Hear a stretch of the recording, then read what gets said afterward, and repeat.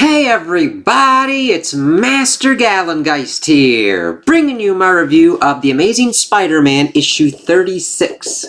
Pretty sweet looking cover here, though granted this would have been kind of better when we were dealing with kind of Goblin Spidey, but this still works pretty well. Now granted, it doesn't really fit anything of what's kind of going on, it's just a kind of cool-ass cover with Spidey doing his Spidey stuff. So, we don't get any kind of follow-up on Norman Goblin giggling.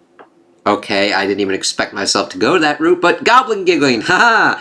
That's what you can kind of call that now. I didn't even try to figure that one out, so we don't have anything on that. We are now dealing with a kind of just run-up kind of other kind of palette kind of cleanser story arc before we get everything into with the gang war. Now we do get a little bit of touching on the gang war stuff going on in here, but we mainly deal with Wreck Rap. So we pop into Queens 2 nights ago as we see a somewhat disguised figure knock on the door and ask to kind of go up and investigate this dude's attic, being like, I'm part of the official investigation squad. I'm sure you've heard of us. I'll need to take a look in your attic. I don't think so. Not so fast. I know I look like a normal private investigator that instantly puts you at ease, but what if I told you I'm in disguise? Dear God, like this dude's reactions to this are like, yep, even if they weren't in the Marvel Universe, that's kind of how you react to this. You actually think you're in disguise as you see Wreck Rap, and the art just really sells how he looks and really does well with the action in this. Bingo, I do, but surprise, you've been having a conversation with the irreplaceable Wreck Rap. Now, what say we take a look into that, in that attic? Why? Because you're, absolutely not. Why? Because you're clearly the Spider-Man imitator that's been destroying property across the city. I have not. Is it my fault I get attacked by rogues, and then I have an entire gallery of them? But not to worry, thanks to my disguise, they'll never find old Wreck Rap. I see you, poopers. It's like, God, it's even, I would pretty much go with the whole kind of route of, what the fuck does he have in his hand? Ah, he's got a little, okay, I had to go, it's like a little notepad and a pen. I was like, is that Pocky? What the fuck is that? But he's got the kind of disguise that Ben Grimm would kind of wear on certain kind of stuff. But we see that he can't hide from the Grave Goblin as he starts going at him, which I really love this page right there. Wreck Rap never hides, except when he's in disguise. It's like, yep, this is going to be an interesting one here. So we pop off to the Limbo embassy in New York City for today, and we see that Mayor Cage and Spidey are talking to Madeline Pryor about this. Talking how Madeline's like, we know he seems ridiculous, he means well, he's convinced the city needs him. We've got the Insidious Six are trying to stop him. Is their reason to exist?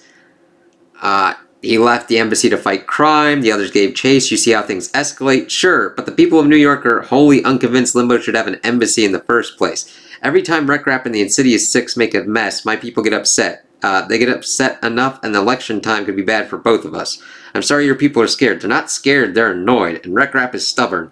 Well, what are you gonna... He's like, is there a reason this chair is so small? And she's like, yes, so you feel unimportant. And why'd you bring him? And we see that he brought Spidey, saying that we thought you two were friendly. It's like, we're, oh, you know, not friendly as in friends, but since we teamed up with the Chasm incident, and assuming you forgiven my little accidental break-in the other day, referencing the annual. So I'm really glad they're able to tie all that stuff together. I have not, nor will I be quick to forgive this condescending civics lesson. The fact of the matter is, I've already done something. And they're like, you have? Yeah. I take responsibility for my stuff. Like, there were many wayward demons left behind after Chasm's invasion. My agent has been bringing them home for months. I'll command him to redouble his efforts. And for your parts, I'd ask you stay out of the way. It's like, damn. So then we get them later, see them kind of moving off. Luke just being like, listen, she's doing her stuff, but we might have different tolerances for chaos. Good point. I'll try to find Wreck Rap, see if I can get him off the streets at least. Can you hold up for a second? Wouldn't look good to be, if I was seen leaving with an illegal superhero. Right. I forget. It's easy to forget how much Fisk's law has complicated things. That's because you swing around like it doesn't apply to you. The mayor of New York doesn't have that privilege. No, but shouldn't you have the power to change it? Fisk knew what he was doing. The law is tangled up with over 30 pieces of infrastructure funding. It's going to take a jackhammer to get off the books, or overwhelming public sentiment. So it is nice that Luke is attempting to rectify all of the shitty stuff that Mayor Fisk was able to do, but Fisk is not a stupid man. He is going to implement them in the most inconvenient ways of trying to get rid of them. So we'll have to see what kind of goes on with that. We also see that Randy Robertson, he's working with him, and that he wants Spidey involved. He's like, I'll leave the politics to you guys. I'm more of a swing around and punch the people in the face guy. That's not how these types of problems get solved. If you want to see things change, you might want to ask yourself if you're doing enough. Which is an interesting point for Luke to bring up to Spidey. We'll have to see how that kind of works out. I wouldn't mind if we see Spidey trying to do other kind of stuff to help out in those regards, as long as it doesn't take over the kind of Spidey adventures that we know and love. So, then we go to elsewhere, and we pretty much get a check-in with what's going on with Hammerhead. Where someone being like, am I making you uncomfortable? Nah, I'm great. You always understood the power of tradition, Hammerhead, which means you understand that things were better when all crime in New York City was under Magia control, and you understand why the old bosses must return. You said it, Silvermane. It's like, damn, I did not expect Silvermane to pop back up, especially as a fucking Robohead. You showed your loyalty by doing away with Madame Mask. You show it now by holding your head below mine. Soon that task will not be so difficult. Soon you will stand tall to greet me. Soon the Magia will be reborn. It's like, God, always with the good old days kind of bullshit. It's like, okay, you crime-ass motherfuckers, and we're getting Robo-Cyborg Silvermane. We'll see how that fucking goes. That's, again, I love how we get things that sound like if they are not executed well, it would be the stupidest fucking thing possible. But I'm like, okay, let's see where this goes. We check in for Limbo in the Garden of Jagged Souls, where we see Pryor being like, hey, there you are. Hope you got a good rest. It's time to go to work. As she digs up this kind of plant thing, the rowdy children of Limbo need to be collected, and that's what you were good at, isn't it? As we see a thing go, damn, love art. They think Limbo is a place where sins are punished. Not true. They are burned away, so the gifts beneath them may be revealed. Interesting way to look at it like that and try and do that kind of thing. Well, I'd be interested to see how that kind of process would work. Use your gifts, my repossessor. Bring Limbo's children home. But maybe put your face on first. As it's like, it's like, fucking hell. We shift back to Queens as Spidey is checking on the dude whose shit got, like, fucked up because of Wreck Rap and the Grave Goblin. He's going, excuse me, hi. Now, I know I look like the guy who tore your place up. No, you don't at all. And I love how Spidey's like, thank God other people don't believe that. See, I don't think so either. It's the teeth, right? Can you tell me what happened here? Well, clearly not you guys showed up asking to see this attic, but the guy I rent this place from was adamant no one come up here. Before we could finish our conversation, a creature that definitely wasn't the Green Goblin attacked. Place got tore up in the battle, haven't heard from my landlord in months, but he's going to be furious when he gets back. Kind of convenient they smashed in the place the guy who only kind of looks like me wanted to inspect in the first place. Wonder if he found what he was looking for. I sure hope so. I'd hate for anyone else to have to deal with a mess like this. And that dude's kind of haunted expression really sells it. We pop off to the East Village now, where we get Wreck Rap pretty much doing his own kind of monologue. Here I am, right where my patented spider brain tingle led me. So these papers I found in the attic. These papers also led me here. Honestly, the papers did most of the work. But I also feel a tingle, I'm pretty sure. Anywho, the trail is warm and tasty as he is crawling up a building and licks it kind of Venom style, which makes sense since a symbiote kind of thing was kind of used within this thing. You mind telling me what you're doing licking my building? Your building, you live here, Parker Pete Man? And he's like, sweet Jesus, shut up, shut up. You can't say that here. Someone's gonna hear you. Ooh, where should we go? Lead the way as he fucking thunder chucks him up on top of the roof. Let's try that again.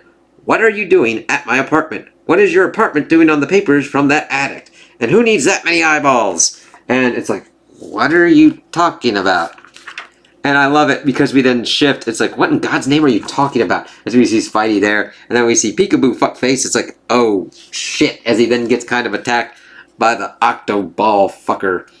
Only a buffoon tries to hide from me. I honestly didn't think you were looking for me. It's like, Spidey's stuff is on point here. He's talking to me, Spider, my guy. Am I right, Dr. Octoball? You are! As Wreck-Rap starts going at him. Enjoy your prize, Gark.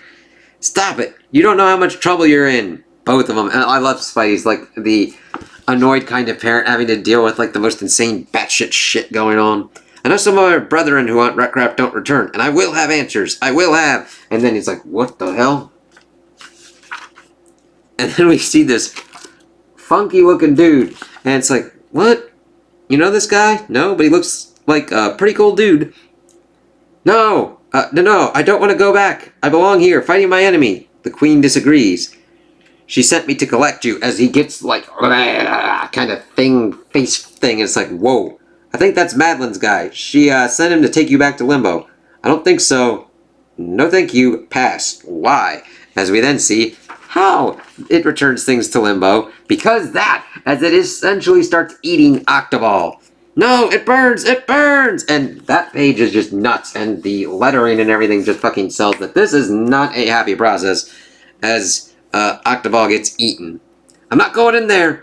Octoball is a bad guy. I'm sure he's not going to do that to you. Okay, Wreck-Rap, now I'm going to do that to you. I love the use of, like, I'm sure that's not going to happen to you, immediately being like, nope, I'm going to do that right here. It's like, please, you gotta help me. You don't know, what's going on? I'm trying to crack a big case. I'm trying to crack a big case! As he's pretty much in the process of getting eaten by the Repossessor. And we're like, okay, what's your big case? What are you trying to do? It's kind of crazy, because at first you would think, you wouldn't really want to care what's going on with Wreck-Rap, but you're like, alright, what case are you attempting to do? What's going on here? You gotta believe me! I can't believe I'm doing this. As he then get a nice Spidey kick to the Repossessor. He was like, hold on a second. I'm bringing this one in myself. You. I know you. It's like, what? What? How? Sprang-a-lang! As we see fucking Wreck-Rap going into action. Holy shit. The art just works, man.